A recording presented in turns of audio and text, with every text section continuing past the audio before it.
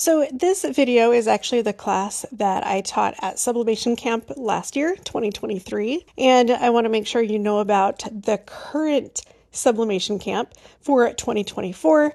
It is starting on May 2nd, and I am teaching about how to sublimate on shoelaces. So make sure you check out the link for that in the description, and now we'll get started with the patches class. Since we are doing sublimation patches, you're going to need some sublimation patches. In addition to the patches, you will need something to put your patches on. So something like a simple zipper pouch like this is good, or a hat, or a blank bag. In the files you get with this class, I've made a SVG template for these different sizes of patches. So you can get those plus a couple of images that I'll be using that I designed for this class. And I'll mostly be working in Illustrator today. That's just been my preference and where I've found the best print settings for my work. And you'll see in other classes lots of different ways to print sublimation designs, so you can still use what works best for you. And I'll just show you my process in Illustrator. So let's get started. Like I said, I'm here in Illustrator. I have a document set up that's 8.5 by 11. Document color mode is set to RGB. And I'm going to open up the 3 files that are in the folder for this class.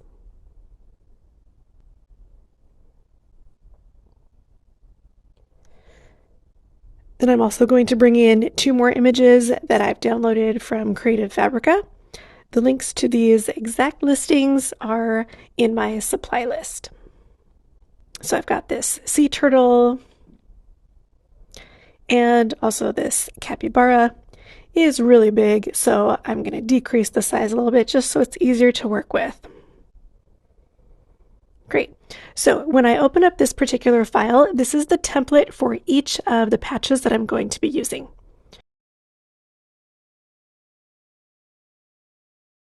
And you can see here there's one layer that labels all of the patches, and you can turn that on and off.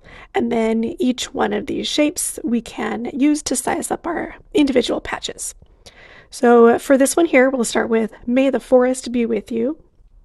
I'm using this kind of rounded rectangle hexagon shape, and I'm going to decrease the size of the image. So we're just going to layer the patch shape on top, select everything, and then make a clipping mask. You can do this by selecting both items and hitting Control-7, or you can right-click and select Make Clipping Mask.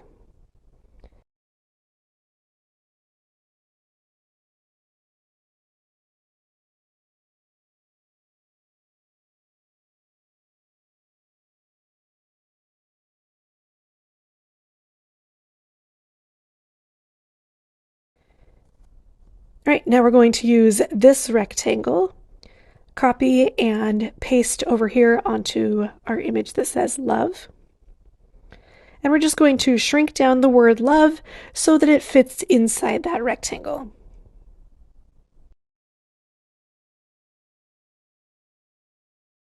Since it's going to have white space around it, we don't actually need to make a clipping mask. All right, then take this, copy and paste, and this is going to be the page that we actually send to the printer in a minute. All right, here for the capybara, I know I'm going to put it on one of these plain circle patches, so I'll take that shape, copy and paste, and just shrink down the picture so that it will fit inside that circle. That size looks good, so I can now copy and paste my little guy over onto the page I'm going to print. For the sea turtle, I want to just create a circle that is 7.5 inches across. I know that that is the size of the sequin patch that I'm going to use, and I want all of my design inside of that circle. This way I will make sure that none of my design transfers off onto the bag that I'm going to add it to. It will all go on the sequins. It would fit on my main page over here, but I've actually already printed it. So I'm going to delete it off of this page and add one more to my page that I am going to print here. Here I'm going to show you how you can use one of these templates and just design your own patch right here. This is the size of the oval that has the frayed outlines on it. And then I'm going to bring in a colored texture that I've already saved on my computer. You can fill it with digital paper, or you can just make it a solid color, whatever you want. So I'm going to drag this over here and resize it just a little bit, send it to the back, and then make a clipping mask with the oval shape and that pattern. I'm going to add my own text here using the font Retro Groovy. So I typed out crafty, and then once I got it on here and changed it to a white color, I wasn't loving the spacing, and so then I tried it with just capital letters and I liked it a lot better. This is definitely a great way to make custom name patches where you just choose your patch shape, fill it in with a color, and then add the name on top. I'll center those two things together, and now we are ready to print.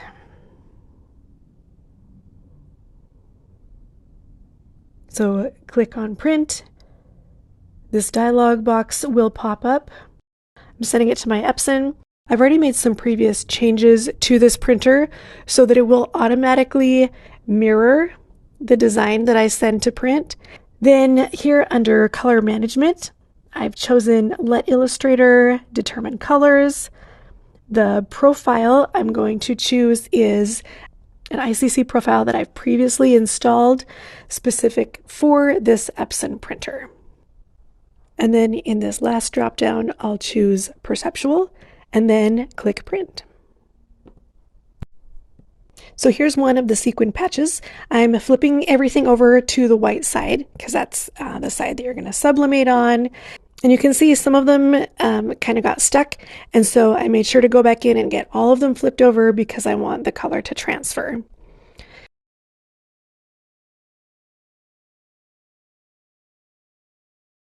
This has a paper backing that you need to take off. And I like it centered and then a little closer to the top than to the bottom. So I've got my sea turtle print, and I'm going to cut around pretty close to the design so that I can get this centered onto my sequins. Once that looks good, I'm going to use a couple of pieces of heat resistant tape so that I can secure the design down to the bag. Since this sequin patch has the adhesive on it already, it needs to be applied to the bag and have the image sublimated all in the same step. So I've covered it with butcher paper, and then I have my easy press set to 360.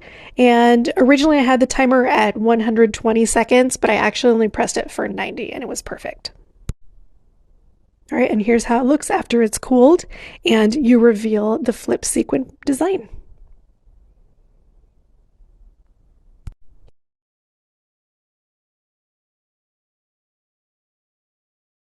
Next, I'm cutting out all of my smaller patches that I printed. Get the corners in really close because that's where you're going to kind of press it into the little ridged area of the patch.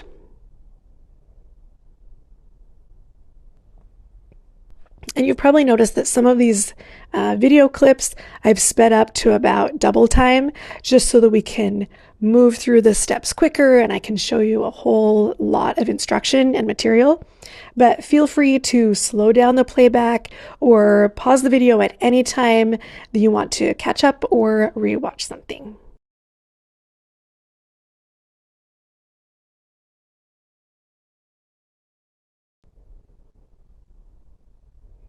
And then I stuck on just a couple of pieces of tape to each one so they would stay lined up as I was moving them around. For these frayed patches, you can sublimate on either side, and so just kind of look and see if one of them looks nicer or more finished than the other side and use that one.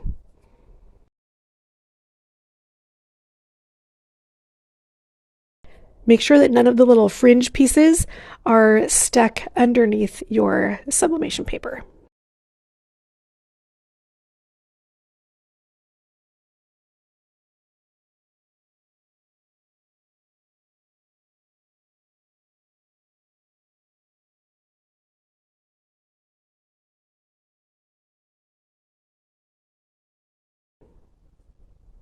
Okay, I'm going to do the hat first. So I'm heating up my hat press all the way up to the level 3. And then I'm going to put my hat over the pressing form. I want to get it on there nice and snug because I'm going to use a lot of pressure with the hat press. Here you can see I'm using the purple tape. This is the strong heat-resistant tape. It just has a stickier grip, and so this is what you want to use when you're pressing something onto a hat. The curved surface and moving the hat press around, you really want to make sure that nothing moves. Remove the paper backing to reveal the sticky layer. It won't be sticky yet, but it'll melt with the heat. So here I'm positioning it on, and you want tape on all the sides. And once I got it this far, I kind of looked at it again, and it didn't seem quite level. So I took it all off, repositioned it, and that's totally fine. Next, I taped on a small piece of butcher paper. And I just used the regular heat-resistant tape for this.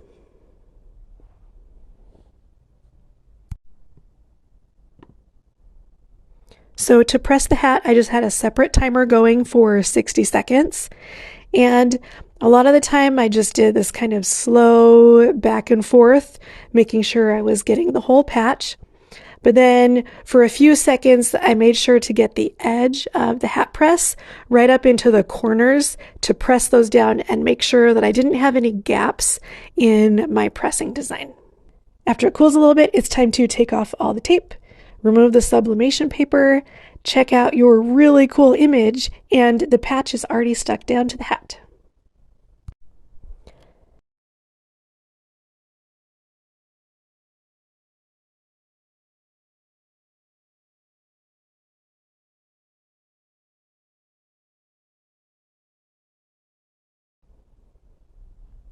All right, so I forgot to run the lint roller over these patches before, so I just did that really quick, lifting up the tape, doing a little lint roller, and then positioning it back down. So here I'm going to place 4 different patches on this pouch, but I'm going to press them each individually.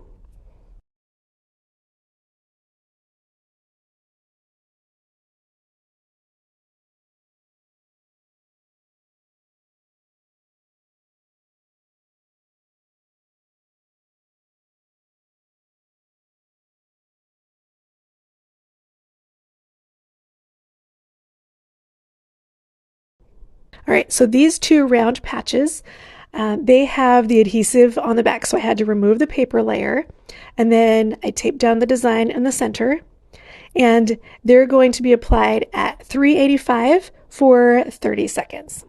And I'm going to give you a list of all the settings that I used so that you have a great starting point too.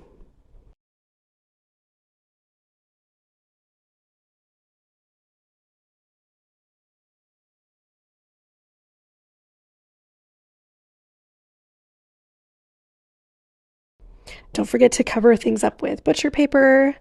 And then this is one of my favorite just because it came out with so many cool colors. For these frayed patches, I'm just going to press them over here first. They have a separate adhesive.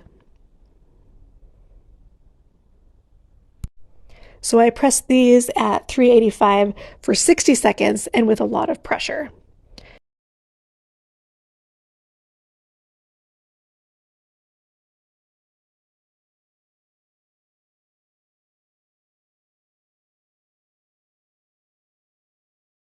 Now these are the little adhesive pieces that come with the set.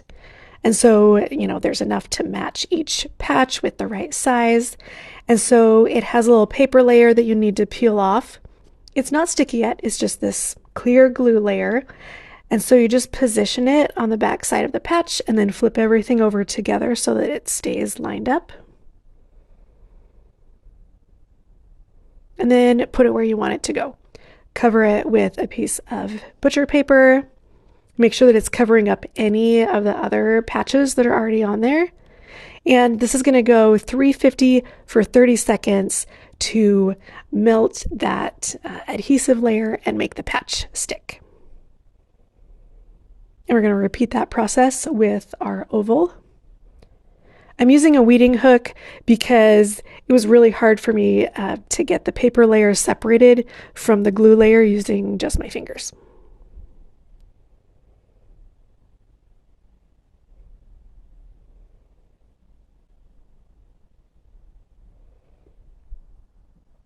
So line that up on the back, flip it over and position it where you want it to go. Make sure that it's right side up so that your word is correct. And then press it just like before, 350 for 30 seconds.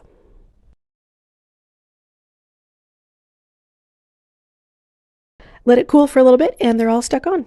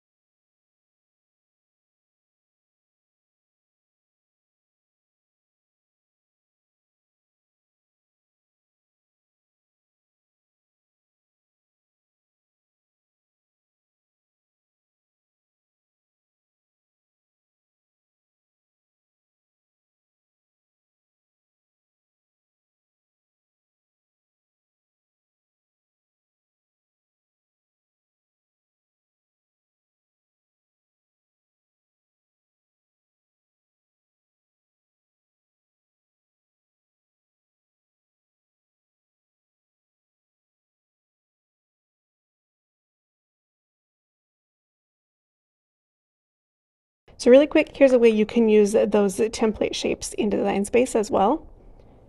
You'll upload the SVG of the template file.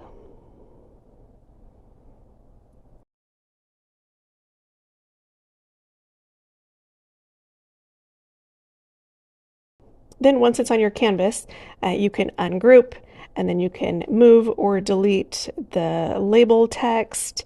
You can select just the shape or shapes that you want. And I'm going to be using the frayed circle patch template.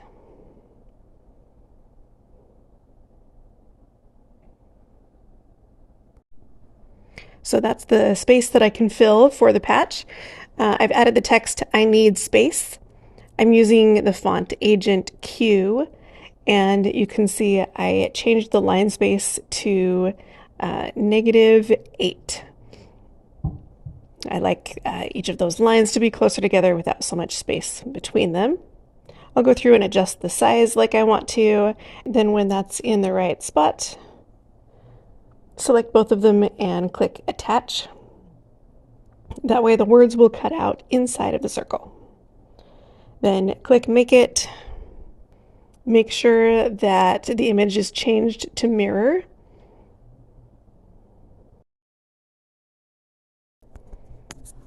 Connect to Cricut and choose infusible ink sheet for the material. And I like to change it to more pressure.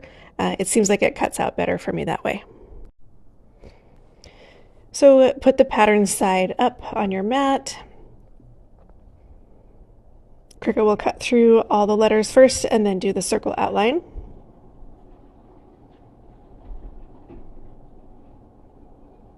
And then you can peel away the outside extra ink sheet and then peel away all of the letters. Make sure that the inside parts of the letters stay stuck to the sticky sheet.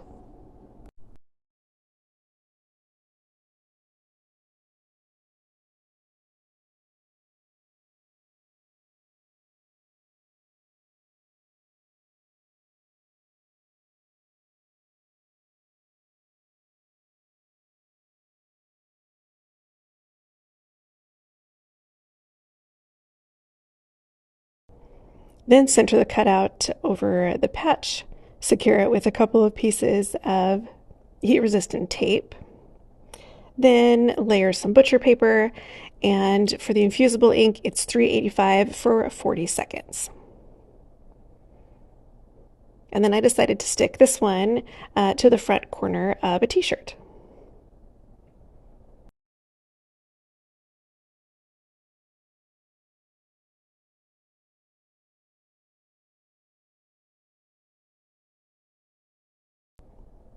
This has the separate adhesive layer. So I center that on the back, position it on the shirt, and then press at 350 for 30 seconds.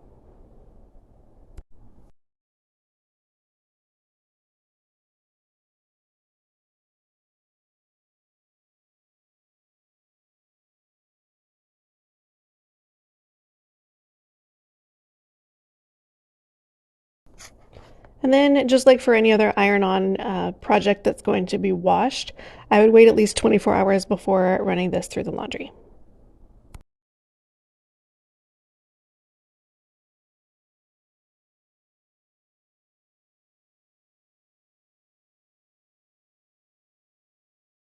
Okay, so I know I'm a little biased, but those are fun, right?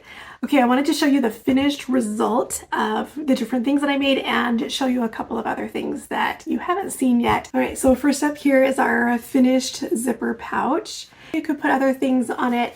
Just make sure that you lay down a piece of butcher paper or something as you're pressing on this side so that you don't ruin your mat. All right, so we've got this. There's also room for smaller, you could pin on buttons or use some HTV on here. Okay, lots of fun ways to dress up a pouch like this.